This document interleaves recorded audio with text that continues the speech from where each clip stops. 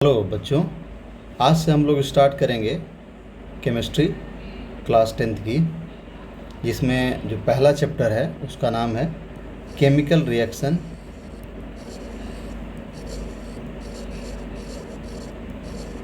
And equation.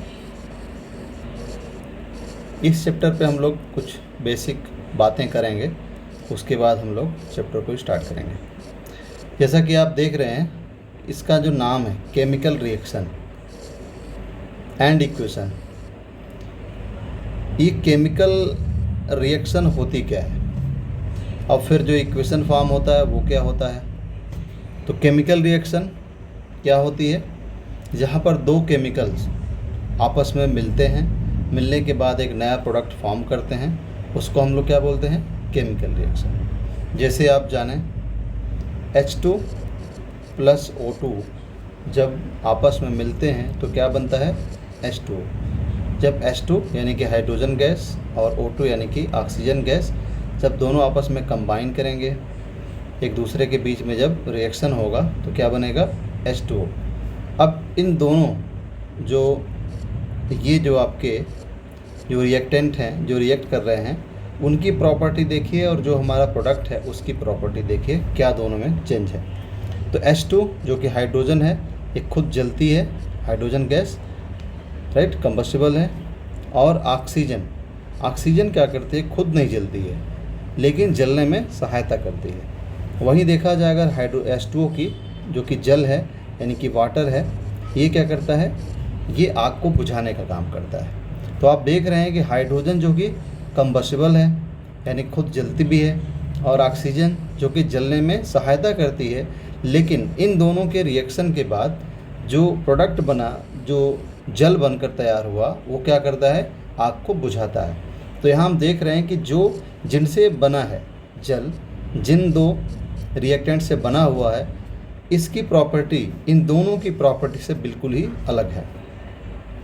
दूसरा एक और एग्जांपल हम लोग लेते हैं, Na प्लस Cl2। सोडियम है और ये आपका है क्लोरीन, और जब दोनों रिएक्ट करेंगे तो क्या बनेगा?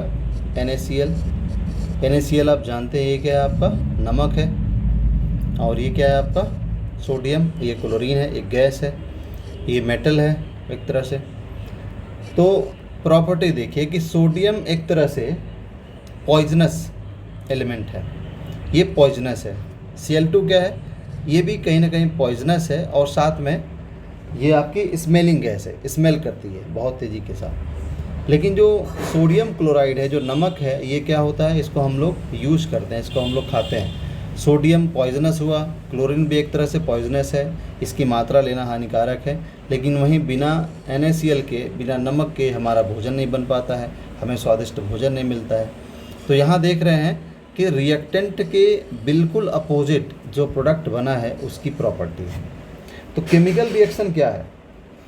कि एक ऐसा प्रोसेस जिसमें दो या दो से अधिक जो रिएक्टेंट हैं आपस में मिलते हैं, और मिलने के बाद एक नया प्रोडक्ट फॉर्म करते हैं, जिसकी प्रॉपर्टी जिनसे वो बना होता है उससे बिल्कुल ही डिफरेंट होती है।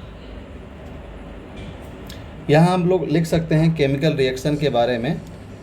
केमिकल रिएक्शन आखिर होती क्या है, एक डिफिनेशन के तौर पे। तो chemical reaction are the process in which new substance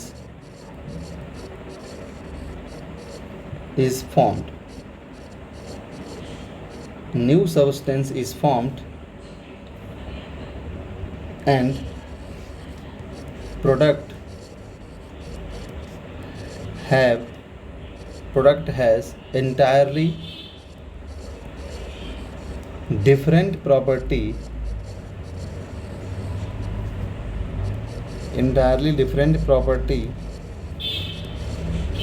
than reactants.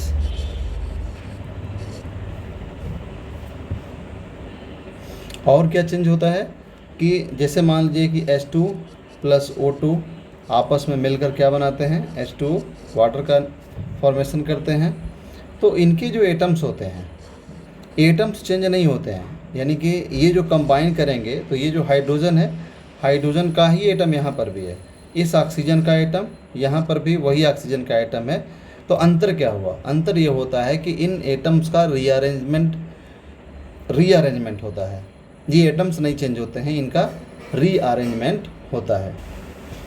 अब बात हम लोग कर लेते हैं कि ये जो पहला पार्ट था ये क्या था हमारा चैप्टर का, chemical reaction means what are the chemical reaction.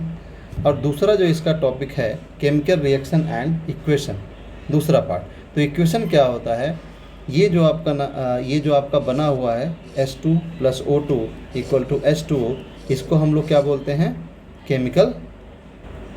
तो केमिकल इक्वेशन में क्या क्या शामिल होगा, कुछ जो एलिमेंट्स होंगे, जैसे मान लीजिए आपका हाइड्रोजन हो गया और ये ऑक्सीजन हो गया, उसके साथ साथ कुछ सिंबल्स, जैसे ये प्लस का सिंबल है, ये आपका एरो का सिंबल है, और साथ में ये जो प्रोडक्ट है वो, और बीच में अगर कुछ और भी प्रोडक्ट निकलता है जैसे गैस फॉर्म होती है, वो सब चीज़ें।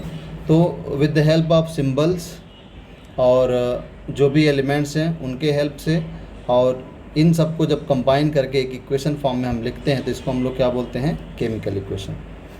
तो हम लोग आगे भी अभी बात करेंगे, ये जस्ट एक इंट्रो था आपके चैप्टर का। इसके अंदर के जितने भी टॉपिक्स हैं उस पर हम लोग डिस्कस करेंगे आने वाले लेक्चर्स में।